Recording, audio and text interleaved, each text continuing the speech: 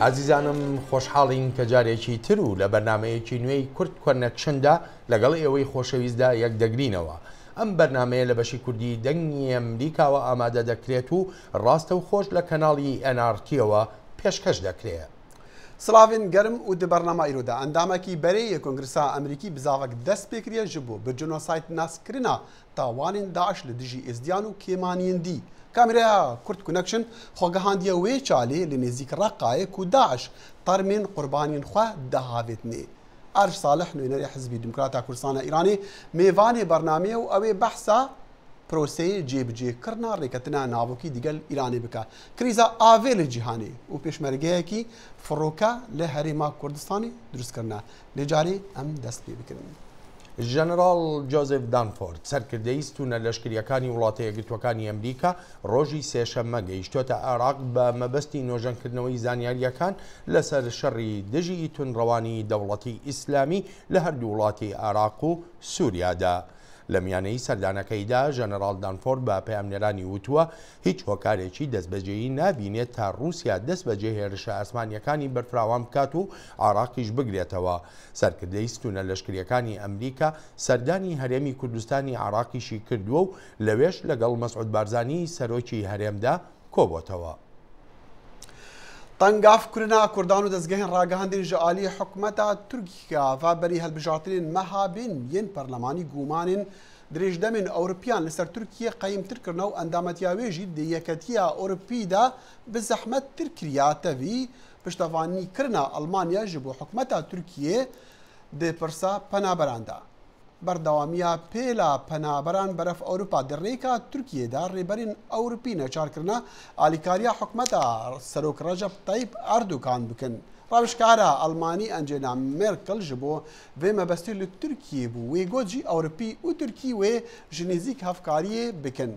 Pitir ji her welatekî dî penaber lê Tirkiyê ne heta niha 2 milyon û 500,000 penaber li vî welatî ne.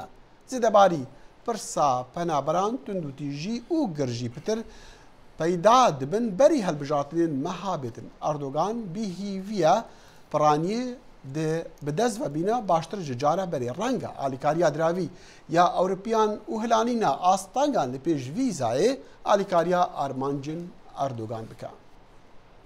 نزیکەی 400 کەسی خەڵکی کۆریای باشوور کە زۆربەیان خەڵکی بەتەمەنن گەیشتونەتە کۆریای باکوور بە مەبەستی پێکشادبوونەوە لەگەڵ خزم و کەسوکارەکانیاندا کە لە وەتای شەڕی کۆریاوە یەکیان نەدیوە. کاروانی پاس و ئۆتۆمبیلەکان کە ئاڵای ڕێکخراوی نێونەتەوەیی خاچی سووریان هەڵکردبوو لە بنکەیەکی پشکنینی شاری گۆسیۆنگ لە کۆریای باشوور ڕاگیرابوون بەر لەوەی بگەنە هاوینە هەواری شاخی کۆمگانگ لە کۆریای باکوور کە بەجێی یەکگرتنەوەی وڵاتیانی هەردوو کۆریا ناودێرکراوە. بە ملیۆنان خەڵکی هەردوو وڵات بەهۆی شەڕەکانی ساڵانی سەرەتای پەنجاکانی کۆریاوە لێکدابڕاون. ئەمریکا و رووسیا مژووری لە هەفتێ گەشتنانە سەبارەتێریشێن بە فڕۆکان لە دژی کۆمەڵێن تیرۆریستی و ئەو کۆمەڵێن لە دژی ڕژیمە ئەسەد سووریەدا لە هەمان دەمژی هەوڵێن ئۆروپیان ji بۆ بەشداریکردنا ئیران و عەربستانە سعودی di çareserkirina rewşa Sûrî de rastî alozîyan dibe ji ber ku wan şert û mercin pêşwext hene. Pêşveçûnên dawî di vê raportê de. ڕێکەفتنا ئەمریکا و رووسیا بە مەرەما ڕێگریە لە هەر بویەرێکی نەخواستی لە ئاسمانی سووریا چێ ببن کو هەردوو ئالی ئۆپراسیۆنên ئاسمانی دژی چەندین کۆمەڵێن چەکدار پێکتئینن. کاردەسên bilindî yên Wezareta Berevaniya Amerîka û Wezareta Berevaniya Rûsya belgenameya lêgihiştina derbarî kêmkirina ihtimala biyereke nexwestî li ezmanê Sûriye îmze kiriye. کار bi destên leşkerê Amerîka hest bi giringiya beyannama lêgehiştinê dikin bۆ piştrast-kirina selametiya firokavanan li demê herdû alî hêrişan li asmanê Sûriya pêkitînin. wêneya li ser malperên sosyal medya hatine belavkirin ku firokên Rûsya deverên bajarê Helebê tobaran dikin. Firokên Rûsî hejmara hêrişên asmanî li Sûriya li demê heftiya borî zêdetir kirîne bۆ piştevanîkirina hêrişên leşkerê hikûmeta Sûriya. فروکن روسی به دهان هێرش لەسەر دەڤەرên li ژێردەسەڵata سەرهێلدایا li Dimeşq û Idlib û Helebê li demê dor û jemborî Pêkînan. Karbidestên Amerîka dibêjin şerê Sûriya bi dimahîk nayet heta hikûmetekanî li gor rêkeftina Cinêv ji aliyên cudayên Sûriya pêk neyêt. Ya pêwîst çareseriya siyasî ye ve guhestina siyasiya me behezkirî. Rêkeftina Cinêv pêngavên vê yekê diyarkirine. Ya em dibêjin bi cêkirina ve guhestina siyasî rê nade Esed li ser destelatê bimîne. Şerên Rojhelata Navîn û bi taybet ya Sûriya bandorek li ser tevaya welatên Rojava û ji wan Almanya kiriye. Wezîrê derveyê Almanya di seredana xwe bo Îranê û Erebistana Siûdî ku du hêz û hevrikên serekîne di pirsa Sûriye da daxwaza rûleka pozitif ya Îranê li Sûriye kir û piştevaniya çareseriya siyasî li Sûriye ji Erebistana Siûdî kir. Das wird und das kann nur gelingen.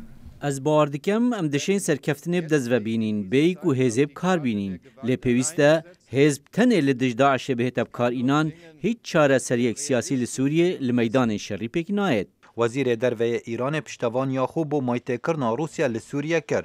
Ku Rojava bi piştevanî û dirêjkirina dema desthilatdariya rejima Sûriye dibînet.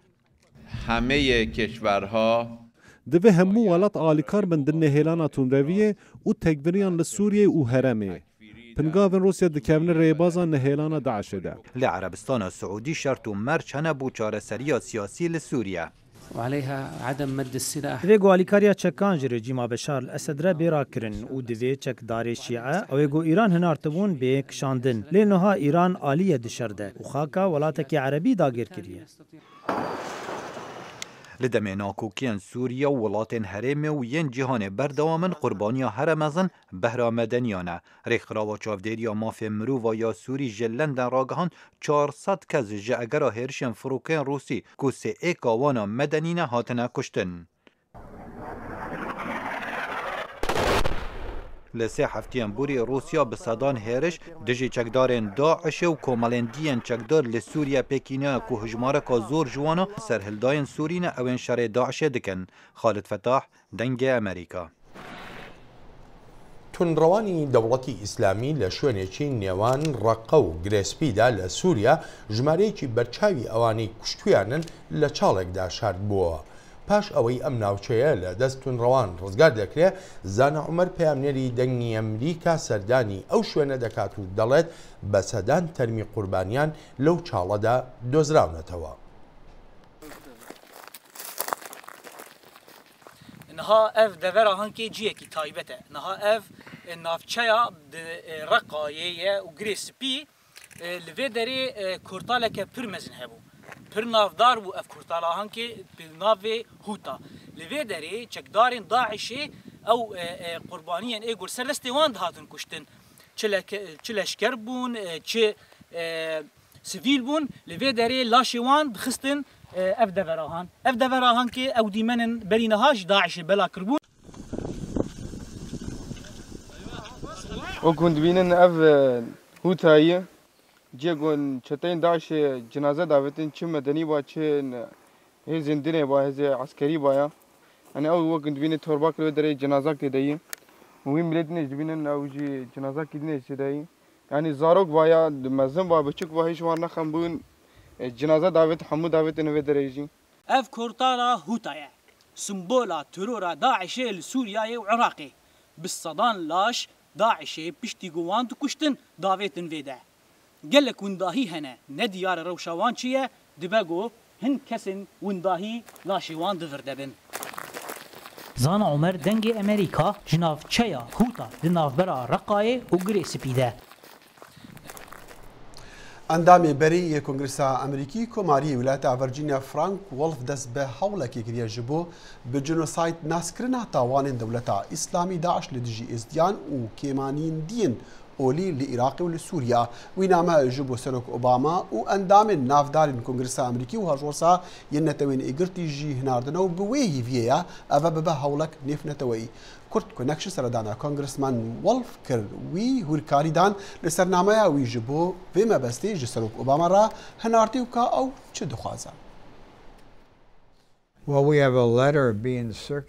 نامەیە ku 149 کەسایەتی و گروپên gelek navdar yên Amerîka nivîsandiye ji bo Serok Obama û dixwazin ya li Sûriyayê û Iraqê Rûdayê bi cînosayidê bide naskirin. Eger ew armanc bi cih bû gelek tişt baş wê çêbibin. Yek, em ê rêz û hurmetê li qurbaniya bigirîn. Du, em ê rojava bigehînin ê ku rêk bêxîn ji bo alîkarî û piştgiriya qurbaniyan.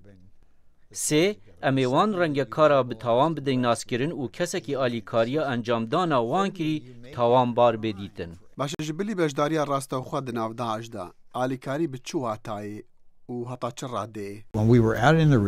Dema em li herêmê bûn gelek kesa digote me vî welatî yan yêdî alîkariya Daişê kiriye. Türkiye rê dida şervanên biyanî û sinûr derbas kirin. Ji me re digotin kesayetiyên navdarên herêmê hene alîkariya Daişê dikin. Neft bi tankeran derbasî Türkiye dibe. Şînewar û paşmayên dîrokî têne firotin.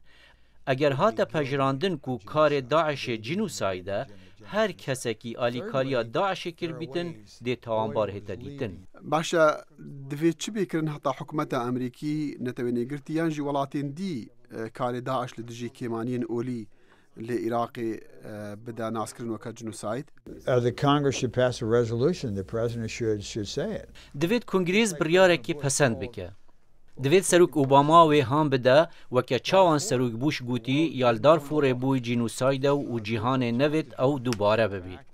Grupekê me çû Darfurê û dema em vegeriyayîn me rapor da serokî û sekretêrê netewên ê girtî.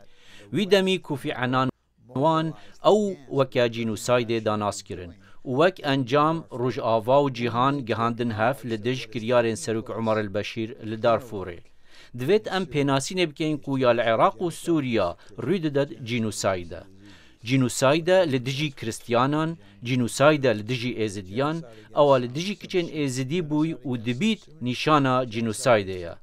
Cînosayîde li dijî Şîeyan, Turkmanan, lê divêtin em wê binav bikeyin û eger me neşya pirohnî binav bikeyin, cîhan wê gavê neşe çi pêngavan bavêje. Kongressman Wolf we ew namanivîsan piştî kombûnê digel xanimeka êzdî ku li cem endamekî milîtanên Daişî Emerîkî weka kola hatû bigurtin û bikardînan we hest bi çi dikir dema we guhdariya çîroka wê xanimê dikir? Ewa min bihîstî berdewamiya wan çîrokan bû yê me pêşwext guh lê bûyn. Dema em li herêma Kurdistanê bûyn û li dihûkê em digel çend xanimên nûgehên êzidî ku şnû hatbûn girtin axiftin. Cudahiya çîroka vê kiçê ew e kesê ew kirî û kiriye kola Daişek Emerîkî bû. Pitir ji 200 Emerîkiyan hewl daye biçine nav rêzên Daişê. Hindek ji wan serketine. Lewan ez bawer dikim divêt rojava serederiyê digel vê pirsê biketin. Êk tişt heye em bikarin alîkariya van xanimên êzidî bikeyin ew jî ew e divêt em bernama danîn û cihên bi ewle ji wan ra dabîn bikeyin. Alîkariya derûnî ji wan ra bikeyin. Çinkî hêşta cîhanê karek rast û dirist nekiriye. Hêşta jimarek mezina kiçên nûgehên êzidî di destê Daişê dane. Maqey eva karî hikûmeta Emerîkiya yan yê Kongresî Emerîkiya kî dikare vî karî bike? Serok dikare. Wisa sanahî bike. Bê çi biryarên Kongresî? Bê çi biryarên Kongresî ew dikare alîkariya diravî bide komalên nêvneteweyî û yên li herêmê bê maytêkirina Kongresî. Kongressman Wolf em van rojan pêla penaberan bi hezaran penaberan ji rojhilata navîn dibînin û bi taybet jî kêmaniyên olî yên Iraqê û Sûriya. Pirsiyar ev divê Amerîka çi bike û çi berpirsyariya Amerîka heye ji bo parastina wan yan jî ji bo ragirtina wê pêla penaberan?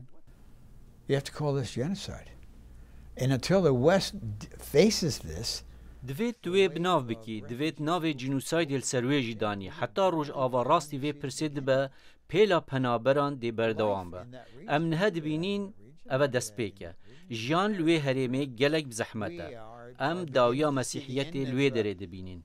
Her rojê hevde malbatên mesîhiyan derdikevin. Iraq warê geşekirina wan bû, pêxember li wir bûne, niha paşmayên wan tên wêran kirin. Divêt rojava karekî pêdivî bike ji bo rawestandina vê karesatê. Eger na em ê pitir û pitir penaberan bibînin. Piştevaniya ve guhastina hineka ji wana dikî bo nav Amerîka? We are bringing some, but that doesn't solve the problem. because we have barely begun to see the tip. ئەم هەنە کاشوان دئینین لێ ئەڤە پرزگرێکی چارەسەر ناکات چونکە ئەم ژنۆ سەرێ پێلا پەنابەریە دەبینین ملیونên دی دەردکەون و بڕێدانە هەر کەس لەوەر ji tirsa Daişê direve wê karî bi cinûsayê dê bide naskirin rojava amade bike û rêk bêxe netewên êgirtî bejdar bike û serederiye gel bike rewş dê çareser bî. Congressman, thank you so much. You're certainly welcome. Thank you. خۆشەویستانم لە وەتای هێرشەکانی دەوڵەتی ئیسلامی بۆ سەر کوردانی ئێزیدی لە ناوچەکانی شنگال و دەوروبەری خانمێکی کوردی ڕۆژاوە وەک پەرستارێک لە شاخی شنگال دەژی و کاوە عومەر پەیامنەری دەنگی ئەمریکاش دەڵێت ئەم خانمە لەوێش ئەرکی خۆی بەجێدەگەیەنێ بۆ تیمارکردنی خەڵکی سیڤیل و هەروەهاش پێشمەرگە. کچێکا ڕۆژئاوا خەلکا باژارê Dêrikê bi navê Xensa her ji destpêka hatina Daeş bû ser qeza Şengalê û pena xelkê sivîl bû serêçiyayî Xensaê hemî demê xwe terxankiriye wek xwebexşek ji bo xizmetkirina kiç û jinên êzdiyan. Ev kiçe helgira bawernama pizîşkiye ku harîkara nojdarî dihête naskirin. Lê serêçiyayê Şengalê û klînîkek bû Xensaê hatiye vekirin ji layê Sexlemiya Duhokê ve bo wê çendê xizmeta xelkî biketin di heman demda pêşmergên birîndar çareser biket.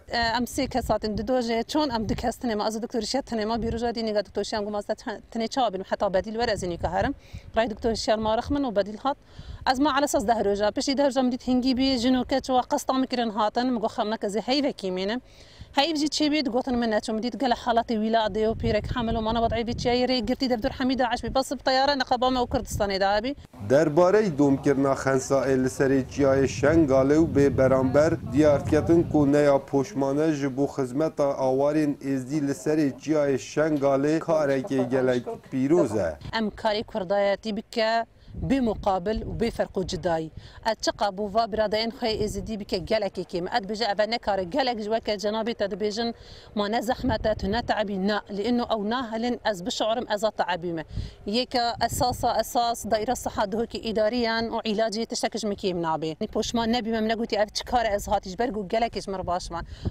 برادين ما الفيديو لجنه تقريبا بيس كسا هنجي از بيجم واتش نابي جنا يعني جلك خدان منو جلك خدمتام جيت كان روجه تشتر انه از حجبي كاريت كم کلینیکا خنسائê hetan û keptirî 309 birîndaran dermankirîne her wekî navhatiyê diyarkirî ku bê cêwazî çareseriya hemî kesan dikin û hejiyebêjîn ku xensa ji dayîkbûna sala 1979 li bajarê Dêrikê û xwedana 6 xîşk û 5 bira ye. Kawa Umer dengê Emerîka qeza Şengal.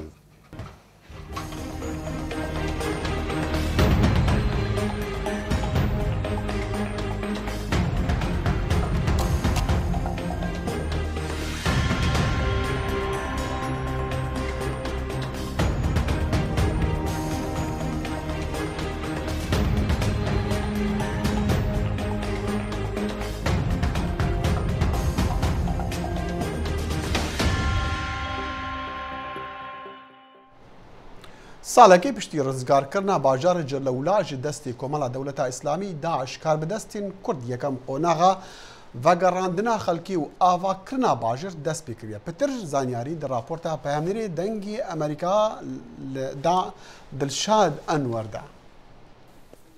ئامادەکاری بۆ گەڕانەوەی ئاوارەکانی جەلەولا دەکرێت و بەرپرسانی ناحیەکەش بە پێویستی دەزانن پێش گێڕانەوەی ئاوارەکان دەستی خزمەتگوزاری بۆ ناحیەکەیان درێژ بکرێت.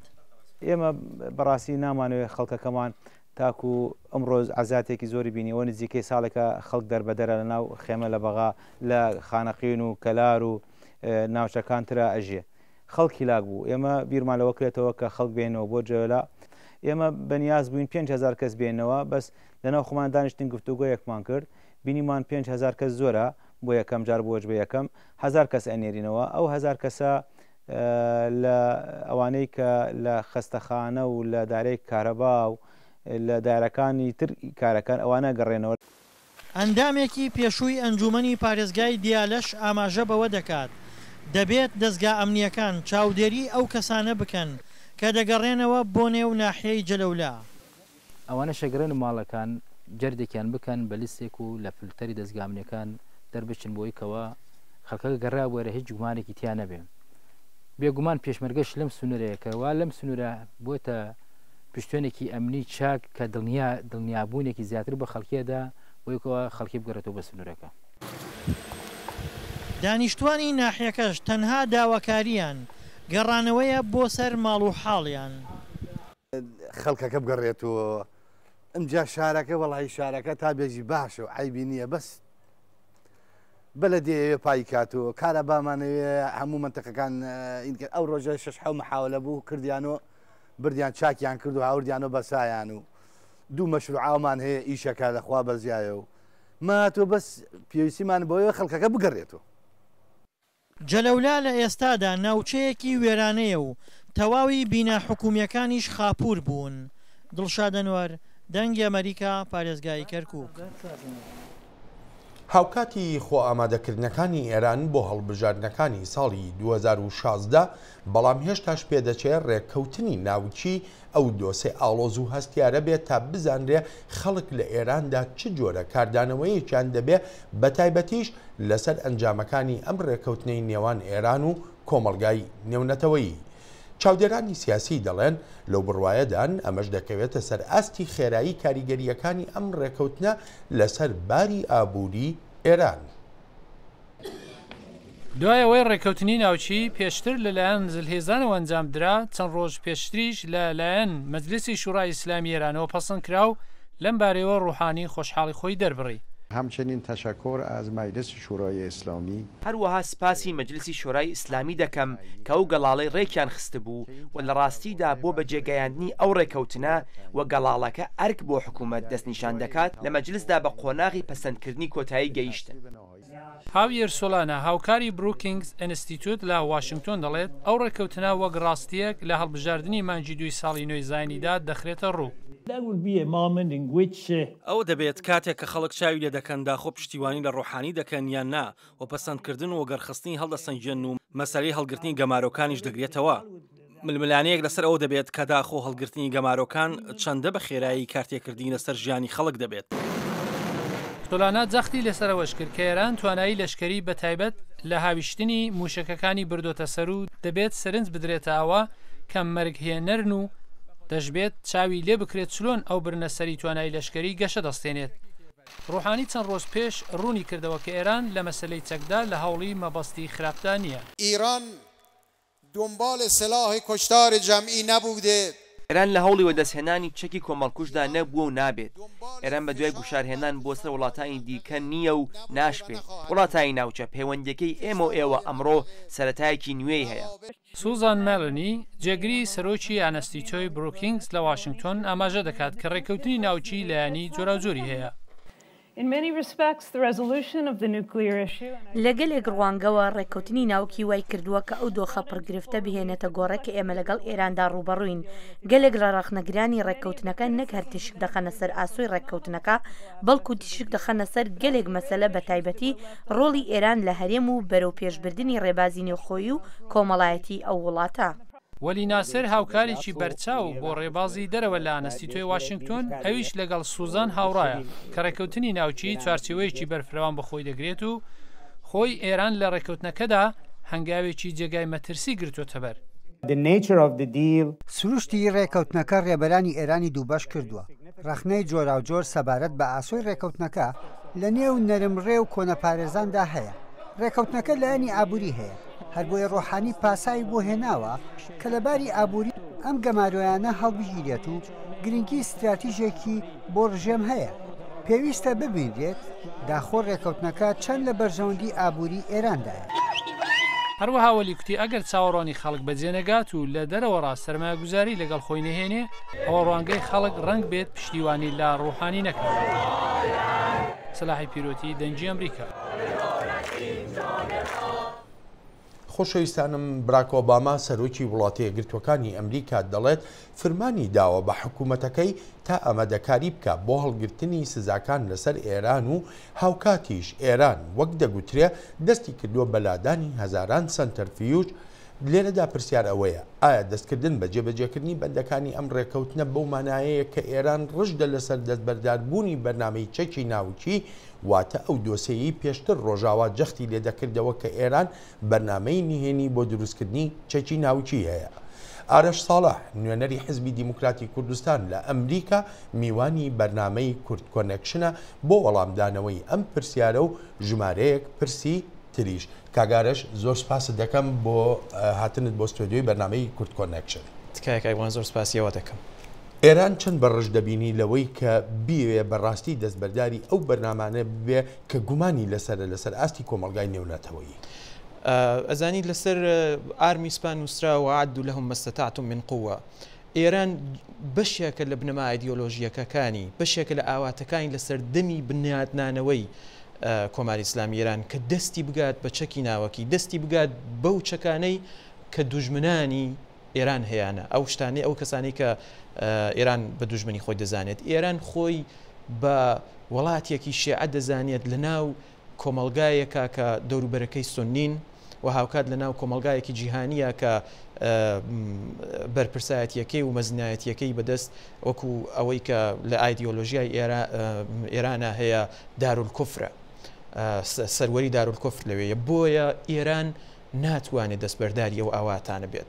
لەوانەیە ئێستا لەبەر هەندێک هۆکار و لەبەر هەندێک ملاحزات بۆ ماوەیەک ئەو شتە ڕاوەستێنێت بەڵام ئێران بەردەوام دەبێت لەو شتەوە ئەوە نەتەنیا بنەمایەکی ئایدیۆلۆژیکی هەیە بۆ ئێران بەڵکو بنەمایەکی ئەخڵانیشی هەیە. ینی بەمانایکی تر پێم دەڵێ کۆماری ئیسلامی ئێران ناتوانێت نیگەرانیەکانی وڵاتانی کەنداوی فارس بە تایبەتی ژیانی وڵاتانی عەرەبی سوننە لە ناوچەکەدا هەروەها نیگەرانیەکانی ئیسرائیلیش بڕەوێنێتەوە.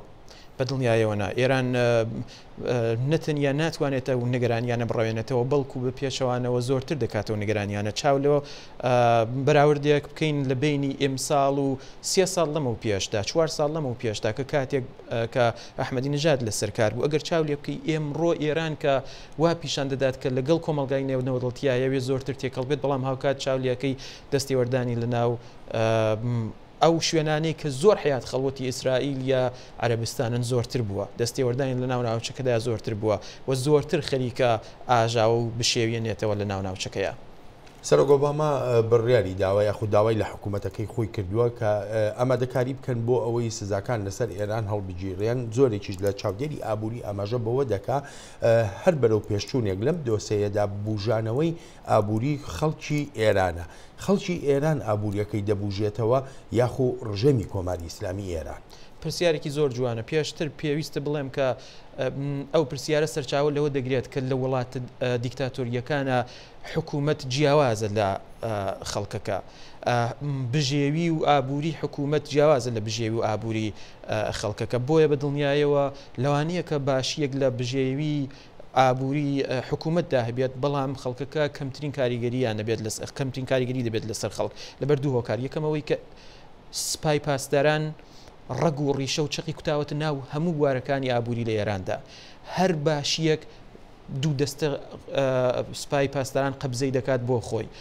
سپای پاسداران کەسێکە کە بەبێ هیچ مزایدەیەک تەواوی ئەو تەرحانەی کە لە ئێراندا گەورن دەتوانێت بیان کاتە خۆی بکاتە خاوەنی ئەو تەرحە گەورانە. سپای پاسداران کەسێکە کە دەتوانێت تەواوی بەرژەوەندی ئابووریەکانی ئەم شتە بۆ خۆی کۆ بکاتەوە.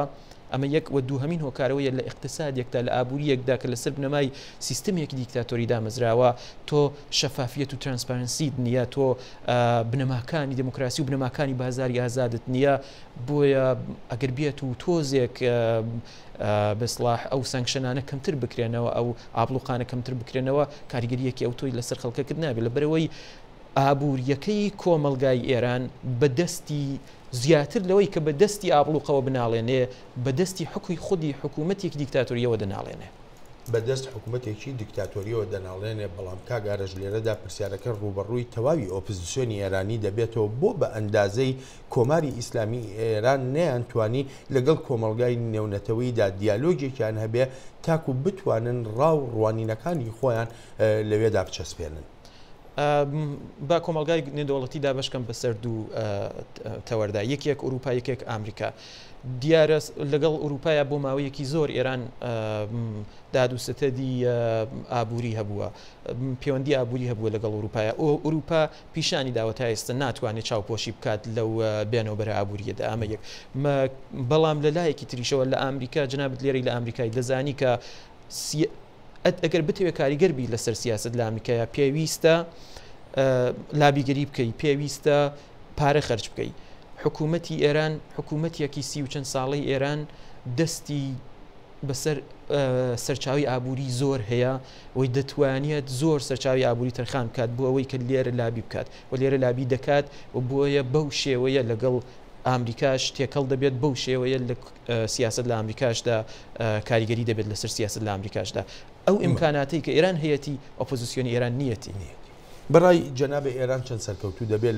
لە جێبەجێکردن یاخو با بڵین جێگیرکردنی ئەو خەونەشی ئەگەرایی کە لە ناوچەکەدا هەیەی لە پاش ئەم ڕێکەوتنەوە ئەم ڕێکەوتنە دەبێتە کرانەوەی دەرفەتێک بۆی یاخو سنوورداریەکە ئەو هۆڵانەی کە ئێرانەیدا بە باوڕی من دەبێت دەرفەتێک بۆ ئێران لەبەرەوەی سەرچاوی زۆرترێنێتە اختیاری ئێران بۆ ئەوەی کە بتوانێت بەرنامەکانی خۆی لە ناوچەکەدا پەرە پێ بدات پێویستی بە پارەی زیاترە یەکێک لەو هۆکارانێکی ئێران ملیدا و بەو ڕێکەوتنیە لە ڕاستیداوەیە کە دەستی بگات بە سەرچاوی زیاتر بۆی کە بتوانێت ئامانجەکانی خۆی لە ناوچە زۆرتر پەرە پێ بدات پێشەوەی کە بێمە ئێرە خەریک بووم دەم خوێندەوە کە لەسەر سایتیا لە عەرەبیە بوو پێما بێ کە گوایە ئێران لەسەر فرمانی قاسم سلێمانی هێزی شیعی عێراق خەریکە ئەجوڵێنێ بەرەو سووریا و پیشان دەدات کە ئێران خەریکە دەستی ئەوەندا وڵات دەبێت کە هێزێک لە عێراقدا پێک دێنێت و پاشان ئەجوڵێنێت سنوورە نێونەتەوەڵەتیەکانی پێ دەگوازێتەوە دەیگوازێتەوە بۆ ئەو بلای سنوورەکانی عێراقیش خەریکە ئەو هێلا لە شیعە دروست دەکات بەڵام ئایا ئەو هێلا لە شیعە بە چمانایە بەمانایەوەیە کە لە ناو کۆمەلگای شیعە سەقامگیری دروست دەبێت بەمانایەوەیە کە ئێران لەبەرەوەی ئەوەی کە ئێران بیری لێ دەکاتەوە بەرژەوەندی شیعەکانیش نییە تەنانەت ئەوەی کە ئێران بیری لێ دەکاتەوە هەوێنێکی ئایدۆلۆژیکیە کە بژێوی و ئاسایش و سەقامگیری شیعەکانیش دەشێوێنێت با دووە پرسیارم سەبارەت بە دوو خەونی کۆماری ئیسلامی ئێران بێ کام خەونیان بەلایەنەوە گرنگترە کۆماری ئیسلامی ئێران خەونی هەبوونی چەکی ناوکی یا خەونی شیعەگەرایی پرسیارێکی جوانە دیارە ئەو دوو خەونە پێکەوە بەرەو پێش دەبات هەندێک جار ناچارە مصالحە بکات لەسەر بنەمای چەکە ناوکیەکەی بۆەوەی کە بتوانێت ساپۆرتی شیعەگەریەکەی بکات لە ڕۆژەڵاتی ناویندا هەندێک جاریش بە پێچەوانەوە پێویستی بەوە هەیە کە لەو حوزەکەی ترە هەندێک هێوەرتر بێت هەندێک ئارامتر بێت بۆی کە بتوانێت لە پەنایە باشتر چەکە ناوکیەکەی بەرەو پێش بێت بەڵام بەگشتی توانم بڵێم ئەگەر لە چوارچێوەیەکی تئۆریکی چاو لەو کێشەیە بکەین ئێران پێویستی حیاتی بە هەردووکی هەیە ژیانی گرێدراوی هەردوو چەمکەکەیە هەم گرێدراویەوەیە کە بتوانێت شیعەگەری بەرەو پێش بەرێت هێلالی شیعە دروستکات و هەم بتوانێت خاوەنی چەکیەتر بێت کاگاراش زۆر سپاس عزیزانم وڵاتانی باڵکان بوونەتە ڕێگەیەک بۆ هەزاران پەنابەر بە تایبەتیش سووریاییەکان کە دەخوازن خۆیان لە تونند و تیژی وڵاتە بەشەر وێرانبووەکەیان دەرباس بکەن و هەروەهاش ژیانێکی باشتر بەدەست بێنن لەو وڵاتانەی ئابووریەکی پێشکەوتویان هەیە لە یەکێتی ئەوروپادا پسپۆر دەڵێن هێشتاش چارەسەریەک بۆ کێشەی پەنابەران نییە چونکە تا ئێستاشی لەگەڵدا بێ یەکێتی ئەوروپا استراتیژیەتێکی فرەلایەنی نییە بۆ دۆسیەی پەنابەران. ئەمە دیمەنەکی ژیانی ڕۆژانەیە لەسەر سنووری نێوان مەسەدۆنیا و سربیادا کە دەیان هەزار کۆچبرانی هەموو تەمەنێک گەشتونەتە ئەوێ و زۆر لێیان یا نەخۆشن یا بریندارن. پێویستەکانی ئێستایان پەناگا خواردن و بایەخی تەندروستیە. زۆر بەیان سوورین. لەسەر ئەوروپا پێویستە بە شێوەیەکی گەلێک یەکگرتووتر وڵامی کۆچبەران بداتەوە. ئەمە بە پێی وتەی میشێل گابودان سەرۆکی ڕێکخراوی پەنابەرانی نێونەتەوەیی. پێویستە سنوورەکانی ئەوروپا کراوە بێت بۆ خەڵکەی کە بە دوای پاراستنی ژیانیاندا دەگەڕێت. منەزانم کە لەم ڕەوەدا خەڵکانێکن کە بەنابەر نین پێویست دەکات دەستنیشان بکرێن بەڵام ئەوە لەبیر نەکەین کە زوربەی هەرە زۆریان لە سووریا و ئوردون و ئەفغانستانەوە هاتوون کە پێکرا شایستەی دۆخی پەنابەرین. ئەریکا سەمەرکەنی باڵیۆزی هەنگاریە لە ئەمریکا دەڵێت گرفتی سەرەکی قاچاقچیەکانن کەوا پارە و پول بە ڕێگای جەفاکێشانی مرۆڤ وەدەست دەهێنن. هەنگاریە یەکەم ئەندامی یەکێتی ئەوروپا بوو کە هەنگاوە ئاسایشەکانی سنووری زیاد بکات و بەوە تومەتبار کراوە کە ڕەفتاری لەگەڵ پەنابەران تند بووە. بەڵام سەمەرکەنی دەڵێت لەسەر حکوومەتەکەی پێویستە سنووری هاوبەشی ئەوروپایی بپارێزێت. لە هەمان کاتدا ئێمە تێدەگەین ئەو وڵاتانی کە بەشێکی زۆری قورساییان لەسرە لوبنان، ئوردن، تورکیا زۆرترین پەنابەری لێ و دەبێت هاوکاریان بکەین تا بتوانن پشتیوانی لەوان بکەن. دانیال سەرەوەر پرۆفیسۆر لە زانکۆی جان هاپکنز دەڵێت باشترین ڕێگا بۆ ڕفتارکردن لەگەڵ قەیرانی پەنابەران ئەوەیە لێشاوی پەنابەران لە سووریا و ئەفغانستان ڕابگری، بەڵام دانی پێنا چارەسەرێکی بەپەلە نییە. پەناخوازان ڕێگەیان دۆزیوەتەوە و ئەو ڕێگای ڕەنگ بێت نزیکی ئێرە یان ئەوێ بێت، بەڵام بە شێوەیەک لە شێوەکان ڕێگای خۆیان بۆ ئەو وڵاتانە دەدۆزنەوە کە دەیانەوێت پەسەندیان بکەن. بەخۆشی ئەوروپا پێویستی بە هێندێک لەو گەنجانە ئەو کرێکارە خوێندەوەرانە هەیە.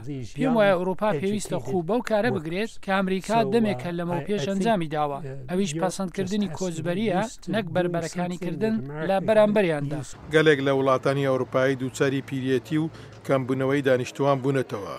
هاوشێوەی سەرەر کریستیان ئۆدنهاڵ سەر بە ناوەندی چاکسازی ئەوروپا دەڵێت کۆچبەران دەبنە یارمەتیدەر بۆ سوکردنەوەی نەمانی شارەزانی گەنج لە هەرێمی بەڵکان و ئەوروپا.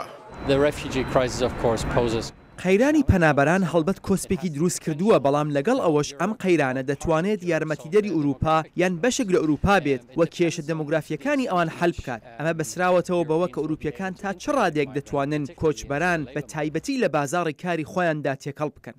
ئەڵمانیا چاوەڕوانی ئەوە دەکات تەنیا ئەم ساڵ نێزیکە 1 ملیۆن کەس داوای پەنابەری بکەن. هەروەها 7 وڵاتی سەرەکی پیشەسازی جیهان لەگەڵ وڵاتانی کەندا و بەڵێنیان داوە 1.8 میلیارد دلار بدەن بۆ یارمەتیدانی قەیرانی پەنابەران. بەڵام باری ژیانی زۆر لە کۆچبەران لە پەڕینەوەی سنووردا لە بەڵکانەکانەوە بەرەو ئەوروپا هێشتاش ئاسان نییە. حەیدەر کەریم، دەنجی ئەمریکا. و جوواکن ئەمریکیان لە سەرانسەری وڵاتی پێشوازیە لە پەنابەرن سووری دکەن و ji وڵاتی خۆی شەڕی وێرانکردی ڕەڤیانە و بە مەح و ساڵان دکەمپێن پەنابەراندا لە وڵاتین هەرێمی هێن دووروبەرژی ژیانەکە سەخت و دژوار دەرباسکردنە لێ دیارە لە ئەمریکاژی ئەوێ ڕاستی زەحمەتیان بن هەتا دگەل ژیانان و لە وڵاتێن و بگونجێن. ji هوستن تەکساس ماف راپۆرت هەیە. هەرچەندە ئەو بخۆژی خۆفێری زمانی ئینگلیزی دکە. یەزە نەجار یە تەمەەن 8 ساڵی بوویە وەرگێرێ زمان ji بۆ مەڵباتە خۆە. لێ خوندنگەهێ من گوت هەمیا ئەس نزانم چاوە بەنگلیزی باخەفم. لێنەها ئەس باشم ئەس دەکارم بەنگلیزی باخف. باوێوی عەبد نەجار زمانە ئینگلیزی باش نزانە و زەحمەتیە دبینە دەمێ کوڕن خوا دبە خوێندنگەهەیە. ئۆتۆباس تێ لێ باوێ من نزانە ئەو بکودە بچە. بەری عەبد نەجار و ماڵباتە وی ji ber tund û tujiyê biçin kempên penaberan, wî li bajarê Homs kar li ser avakirina bînahiya dikir. Ew bû 4 salan li wir bû. Lê bernameya navnetewiya şûnwarkirinê ew berî 8 mehan gihande vir. أنا بدي بس وجه رسالة خاصة. ئەم سپاسیە خەڵکی ئەمریکی دکن کۆ دەرگەهێن خۆی ji بۆ me vekirine heta em jiyaneke nû li vir dest pê bikin. Nehêsane ji bo me lê em hewl didin ku pêra bên. Ew dixwaze bêtir pera bû malbata xwe dabîn bike, lê ew hîn bêkar e. الأولاد محتاجين كثير أمور ما عم بحسن لبي لهم إياها. Ez li karekî digerim lê ew dibêje kes çi karî nade min ji ber ku ez ziman nizanim. Bajarê Houston li pileya yekê ye ji bajarên penaberan werdigirin û li vir diyar dike ku bêtir bi zimanê Spanî, Çînî û Vêtnamî dipeyivin, lê kêm hene bi zimanê Erebî diaxivin. Kesek ku ji pirsgirêkên Sûriya tê digehe, Emer Şîşekli ye. Ew li sala 1997 wek penaberek ji Sûrî hate vir û niha li yaneya Houston Syrian alîkariya penaberan dike. Guharînat navbera kultûran de heye her wiha têgihiştna zimanî û dîsan divêt berpirsiyarê malê bîtin û paran peyda bike ji bo xwedankirina wan. Şîşekli dibêje, ajansın şûnwarkirina penaberan alîkariyek kêm dide penaberan. Divê ew bi xwe alîkariya xwe bikin. Ewan kêm pare hene, wan ew pare bez bû çend mehan hene bidin penaberan. Lê ew her wesa dibêje ev penaber nikarin vegerin Sûriyê. Ev tişteke xortek wekû yezin jî tê digehe. Eger em li Sûriyê bimînin, em ê bimirin. Malbata Necar hêvî dikin heval û malbatên wan jî bi zûtirîn dem bigehin cem wan. راویندۆسکی دەنگی ئەمریکا.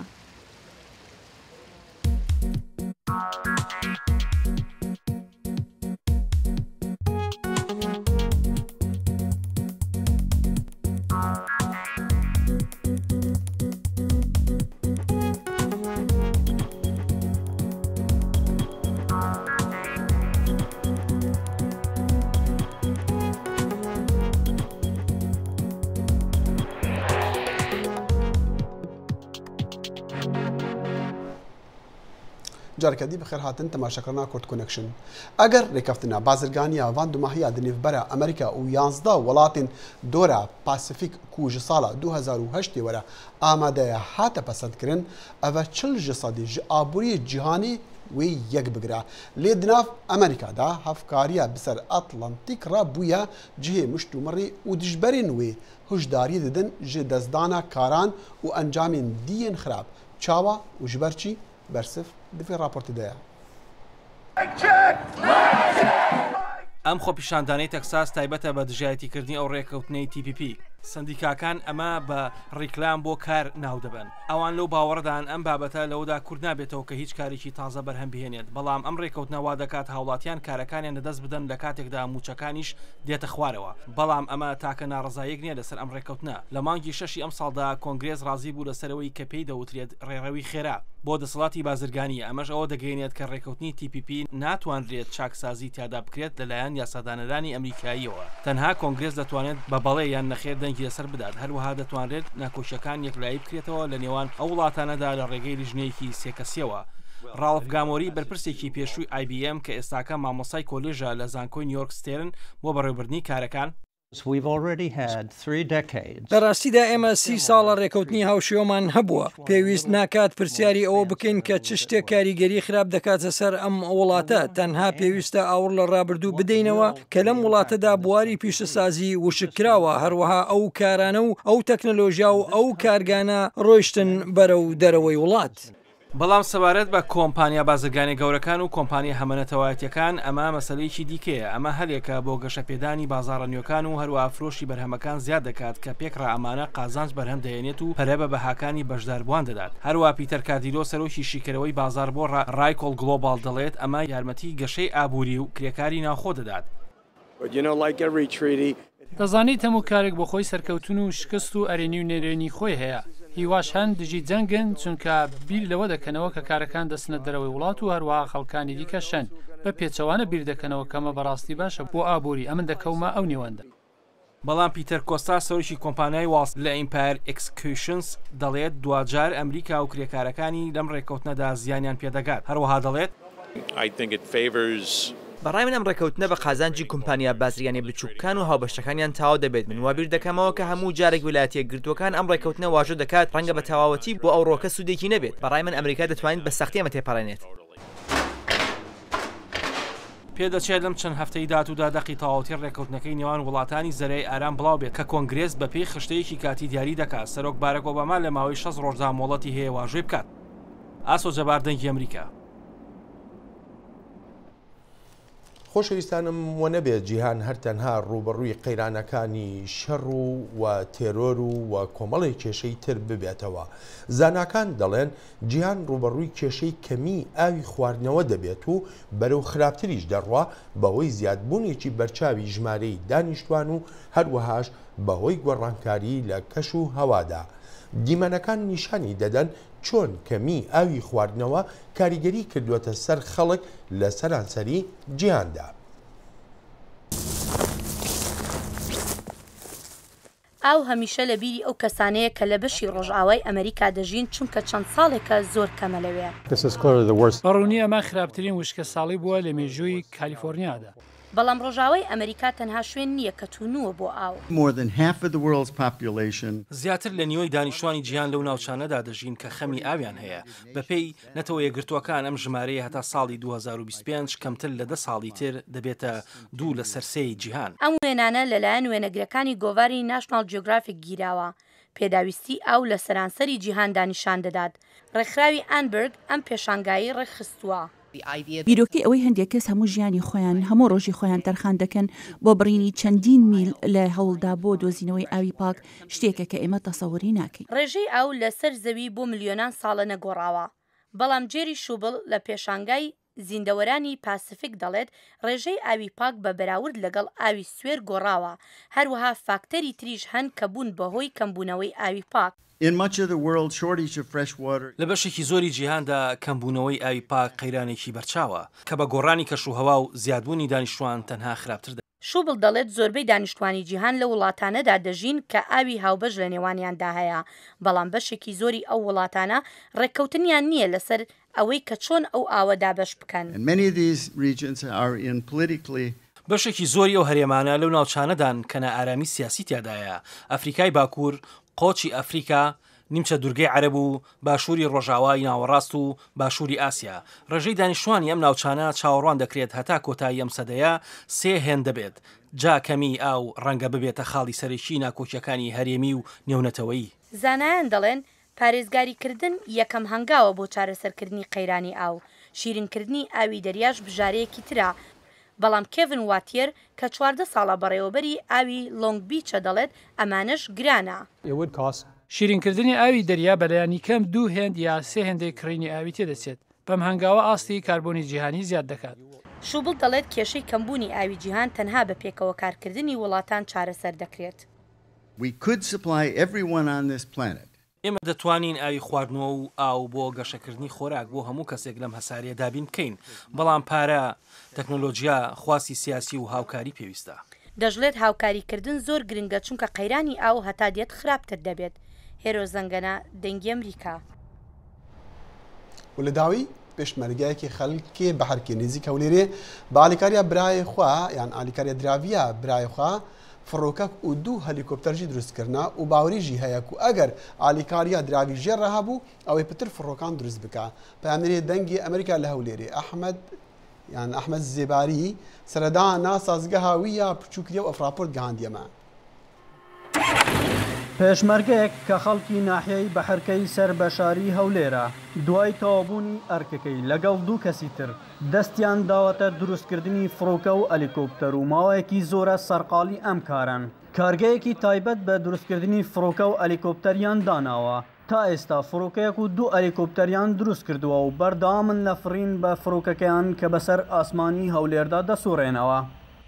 جێپرسیۆرەیە یعنی خەلکێمە و حکوومەتۆمە زیاتر گرنگێ خەلکی دەرڤەدەنەوە و داهێنان بەس لێرەدا ما تشتێکی وە تڤێکری کە زۆر بوارەوە دەرڤە باشتر بیتم بوو ئەمنا مە و خەلکی پێش هەمە تشتێکی مەحسابا کردی کە ئەس هەمە تشتێکی گرنگترم تەیارێ و هەلیکۆپتەرێ و هەر کەسێکی بیک و ئەزی سلامەت بم بەس لێرەدا ما هەمە تۆنەخۆی خستیە گەر بوو ئەوەی و ئەف تەیارە هەر کەسێکی لێ سیار بیت یە سلامەت بیتن.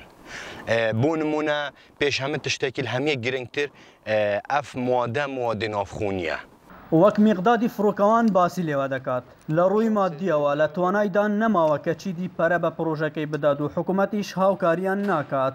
لای خۆیەوە سەرچاوی دارایی بۆ دروستکردنی ئەم فڕۆکە و هەلیکۆپتەرانە تەنها فەرمانبەرێکی ئاسایی حکوومەتە. تاکە کەسم کە سەرچاوی دارایی وێ شوڵە مقداد ئەس پێ ڕابووی ئەف شوڵێک و مقداد کەتن هەمە سەرچاوی دارایی منێ هاوکاری کردی و گەل برایت مژی هاوکاریەکە ڕاستی ئەم 4 براینەمە هەر چارە وێگڕ ئەف دەعماویە کرد بەس تایبەتی من کە تایبەتی من سەرچاوی دارایی بودابین کردی ئەس خۆشی کارمەند ئەس موازەفم فەرمانبەرم لە حکوومەتێ شیانێت مەژی یعنی کوتاهی پێ هاتن.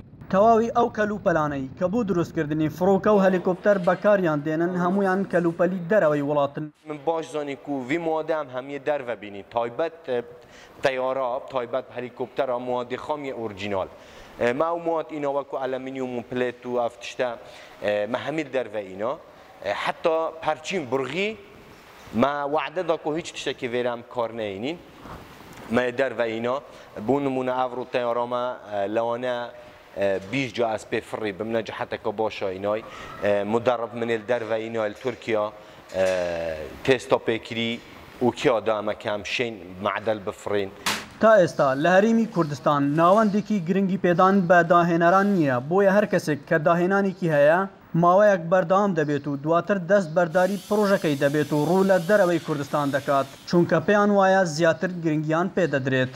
ئەحمەد جێباری دەنگی ئەمریکا، هاولێر. دەخیل ئەلبەتە پێشتریژە لە هەرێمی کوردستاندا کەسێک کارمەندێک بوو ئامێرێکی گواستنەوەی ئاوی دروست کرد بوو بە تایبەتی بۆ باڵەخانە چەند نهۆمیەکان یعنی لە بڕێکی کەمی ئاو زۆر بە ئاسانی دەیگواستەوە بەشی سەرەوەی فڕۆکەژی هاتیە دروستکردن بەرینەها دوێ چەندێ بنا دوماهیا بەرنامە کرد کۆنەکشن خۆدا حافیز و شەوا ببینە خۆش.